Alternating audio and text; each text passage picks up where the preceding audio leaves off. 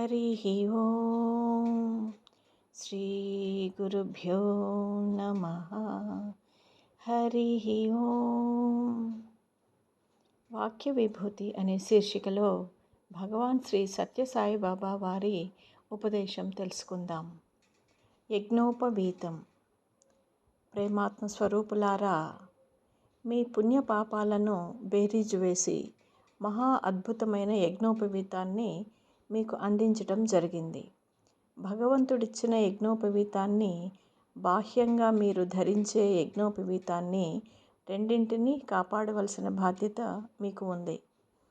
ఒకరి దగ్గర అద్దెకు తెచ్చిన వస్తువును కడిగి శుభ్రం చేసి తిరిగి వాళ్ళకి అద్దెతో సహా భద్రంగా అప్పగించడం తెలిసిన మీరు, భగవంతుడిచ్చిన యజ్ఞోపవీతాన్ని మాత్రము నీ ఇష్టమైనంత నాశనం చేసి నీ ఇష్టం వచ్చిన విలాసాల్లో మునిగి తేలి ప్రపంచంలో దొరికే చెత్తంతా దానికి పట్టిస్తూ పవిత్రమైన యజ్ఞోపవీతాన్ని అపవిత్రం చేస్తూ భగవంతుని చేతుల్లో పెడుతున్నావు.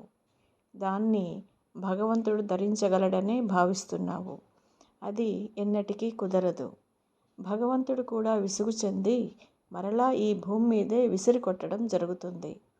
బాహ్యంగా యజ్ఞోపవీతం ధరించనని విర్రవీగుతున్నావు, కానీ నీ బలహీనతలనే గాలానికి చుట్టి బాహ్యంలోనే వదిలేస్తున్నావు.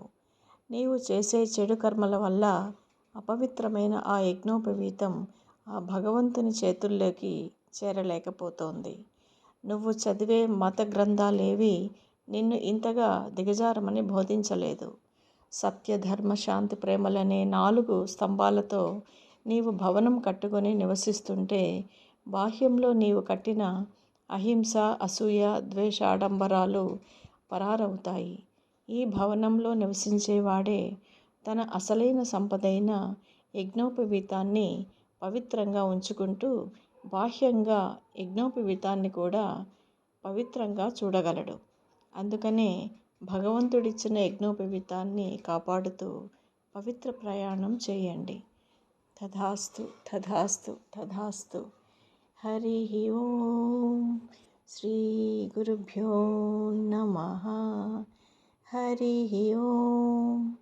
ఓం శ్రీ సాయిరామ్.